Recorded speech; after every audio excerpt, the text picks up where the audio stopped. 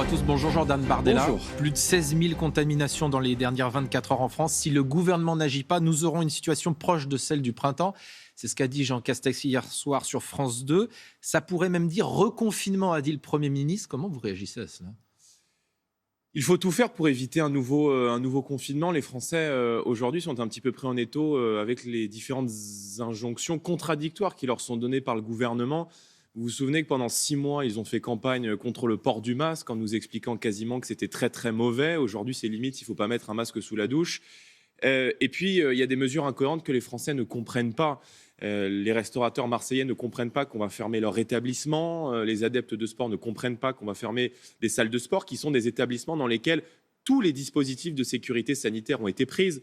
L'exemple concret de la salle de sport est celui où vous devez réserver via une application, où la plupart du temps, dans 80% des créneaux de la journée, les salles de sport sont vides. Et donc, les Français ne comprennent pas effectivement différents choix qui sont faits. Fermer ces lieux-là et en même temps continuer de laisser ouverts les métros où passent beaucoup de gens toute la journée. Et c'est vrai que... Vous pensez qu'il faudrait fermer les transports en commun ? Non, je ne dis pas ça. Je dis qu'il faut aujourd'hui mettre le paquet sur la politique de test. Quand on voit que dans de nombreux territoires, il faut aujourd'hui 5, 6, 7, parfois 8 jours pour obtenir le résultat d'un test, eh bien, je me dis que le compte n'y est pas. Et que quand on voit dans d'autres pays que les tests arrivent dans le quart d'heure, que les résultats des tests arrivent dans l'heure, c'est le cas notamment à Madrid, en Espagne. Et quand je vois certains territoires français accumuler un retard considérable, je me dis que là encore, nous payons l'incapacité du gouvernement à anticiper, à prendre un certain nombre de précautions sur des dispositifs aussi essentiels que ceux des masques pour la première partie de cette crise sanitaire et pour la seconde partie, évidemment, les masques. Sur la question des restaurants dans la métropole d'Aix-Marseille en Guadeloupe, vous avez dénoncé, je cite, une mesure brutale et injuste. On ne joue pas avec une épidémie, vous répond le Premier ministre. Mais c'est pas, la question n'est pas de jouer avec une épidémie. La question, c'est les restaurateurs aujourd'hui sont parmi les gens qui font le plus respecter aujourd'hui les règles sanitaires. Lorsque vous allez dans un restaurant, on vous contraint, et c'est très bien, à porter un masque lorsque vous êtes debout. Il y a du gel hydroalcoolique à l'entrée. Et c'est vrai que les restaurateurs ne comprennent pas qu'on fasse peser sur eux une mesure aussi lourde, alors qu'ils commençaient un peu à respirer. Certains disent déjà on refusera de fermer, vous leur dites quoi ? Mais moi, je n'appelle pas la désobéissance civile, mais je dis juste qu'il y a des incohérences. Et les incohérences, les Français ne les comprennent pas. Ils les comprennent de moins en moins. Les restaurateurs commençaient un peu à respirer, d'autant que le Premier ministre nous a dit il y a quelques jours, il va falloir... Chef de l'État d'ailleurs, il va falloir vivre avec, il va falloir apprendre à vivre avec le virus, il va falloir effectivement être capable de se protéger, mais priorité à la relance économique. Et c'est vrai que quand on voit des restaurateurs aujourd'hui commencer à respirer, se faire enterrer par cette mesure aussi brutale, parce que beaucoup ne vont pas se relever. Il y a beaucoup d'établissements qui n'ont pas rouvert à cause de la première partie du confinement à la suite de l'été.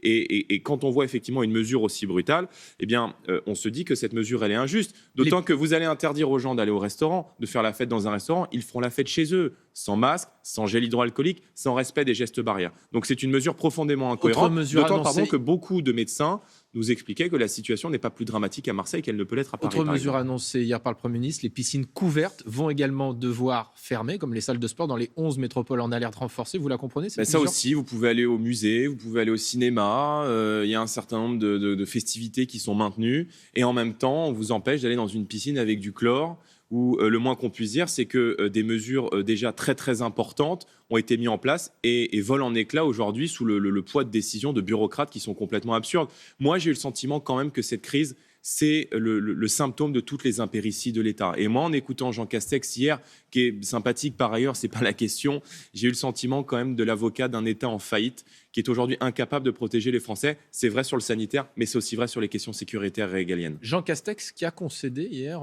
sur notre plateau qu'il n'avait pas téléchargé l'application Stop Covid. Ça vous a étonné ou pas ? Non mais, écoutez, plus rien ne m'étonne de la part de ce gouvernement, mais... je vous dis, ça ne m'étonne plus, non, ça ne m'étonne plus. C'est faites ce que je dis, mais faites pas ce que je fais. Voilà, le port du masque, c'est pas bien, faut pas le mettre. 6 mois après, il faut le mettre. L'application, elle est essentielle, mais finalement, les gens qui s'en chargent... Vous auriez fait beaucoup mieux, vous, au gouvernement. Je dis juste que j'ai pas la prétention qu'avec le Rassemblement national, il n'y aurait pas eu d'épidémie. Je dis juste que les mesures que Marine Le Pen avait préconisées très très tôt ont en fait été des mesures de bon sens qui ont été mises en place très très tard. Dès le 28 janvier dernier, lorsque les premiers cas sont arrivés en Chine, je veux dire, la Chine, une population aussi nombreuse, confine aussi drastiquement, c'est bien qu'il se passait quelque chose là-bas. Et nous avions dit dès le début, il faut fermer les frontières avec les pays qui sont manifestement des pays foyers de l'épidémie. Peut-être que si nous avions pris ces mesures, comme l'ont fait beaucoup d'autres pays très tôt, nous n'aurions pas eu cette épidémie dans de telles conséquences. Et c'est vrai aussi sur les masques, les tests, les médicaments, nous avions alerté très tôt. Et là encore, le modèle économique a toujours défendu Emmanuel Macron. Quand nous défendions le patriotisme économique, a consisté à les délocaliser très très loin, nos filières aussi stratégiques que les médicaments. Alors, il y a le sénateur, il y a ce qu'on appelle le régalien aussi, la police, la justice, sur lequel l'exécutif affirme vouloir mettre le paquet. Le budget de la justice va augmenter de 8% l'an prochain. C'est du jamais vu depuis 30 ans, dit le Premier ministre. C'est très bien, mais la question, c'est quelle politique pénale on va mener aujourd'hui. Alors, ils disent qu'ils vont créer des juges pénaux de proximité pour qu'aucun des petits délits n'échappe à la justice. Vous devez être d'accord avec ça? Mais je suis d'accord pour qu'on donne des moyens à la justice. Mais je suis volontaire et d'autant plus d'accord pour que l'on change aujourd'hui à 180 degrés notre politique pénale. Parce que lorsque les parents d'Adrien Pérez, ce jeune de 26 ans qui a été assassiné gratuitement parce qu'il défendait des amis devant une boîte de nuit de Grenoble il y a 2 ans, lorsque ses parents témoignent, et j'ai un immense respect pour le témoignage qu'ils ont porté hier soir sur votre antenne, lorsqu'ils témoignent de la souffrance qui est la leur suite à la perte de leur fils, et que la réponse du Premier ministre est de leur dire « nous allons augmenter de 8% les mesures de la justice ». Mais il n'y a plus de politique dans notre pays, on fait que de la technocratie, tout ne se règle pas à coup de fric, à coup de subventions. Ça peut aider d'avoir plus de moyens quand vous attendez aujourd'hui les juges, vous attendez le monde de la justice. Aujourd'hui, les Français ne comprennent pas de voir des multirécidivistes remis en liberté par des juges qui sont gangrénés par cette culture de l'excuse. Les Français ne comprennent pas que la justice se place systématiquement du côté des agresseurs et jamais de celui des victimes. Et tous les jours, on voit des gens qui sont passés 5, 10, 15 fois devant un juge, parfois qui ont été condamnés, qui sont des multirécidivistes, qui sont remis en liberté. Il y a quelques jours à Nantes, un violeur récidiviste qui a été condamné à 12 reprises, qui devait faire 18 années de prison. Les juges ont estimé bon de le remettre en liberté au bout de 12 années de prison.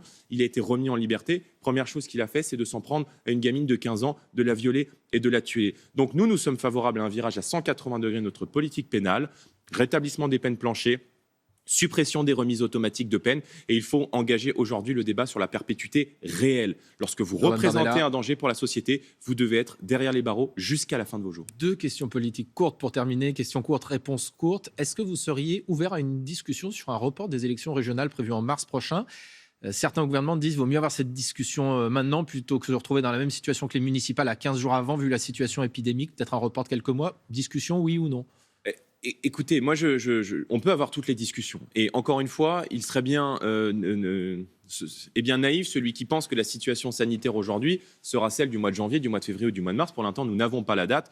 En revanche, je dis que maintenant, le pays doit repartir. Il faut prendre des précautions, il faut prendre des mesures. Mais il n'y a pas de raison que beaucoup d'établissements soient ouverts dans notre pays, qu'on permette aux gens de sortir, d'aller dans un certain nombre de festivités et en même temps de confiner la démocratie. C'est un peu une excuse facile. Il faut honnêtement prendre toutes les mesures sanitaires, toutes les précautions, mais ces élections, elles doivent en tout cas avoir lieu. Je vous parle aujourd'hui avec la situation actuelle. Vous êtes en très grande difficulté financière, parfois, le Rassemblement national. Comment vous allez financer cette campagne des régionales ?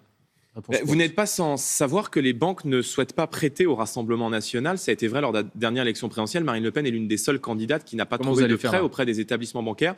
Nous allons faire la même chose que nous avons fait lors des dernières élections européennes où j'étais la tête de liste du Rassemblement national, c'est de nous tourner vers les Français et d'assumer ce financement participatif. C'est-à-dire que désormais, ce sont les Français qui vont financer nos campagnes électorales avec un système de prêt, nos militants, nos adhérents, nos sympathisants, avec un système de prêt qui est, je dirais, 10 fois plus intéressant que le livret A, puisque c'est des taux de 5%. Donc nous allons relancer très prochainement un grand emprunt pour financer ces élections régionales. Et c'est aussi une question de transparence que de se faire financer, de se faire prêter de l'argent pour les campagnes par les Français, qui en bénéficient aussi avec des taux d'intérêt qui sont beaucoup plus avantageux que ceux mis en place par l'État. Merci beaucoup, Jordan Bardella. C'est à vous, Laurent.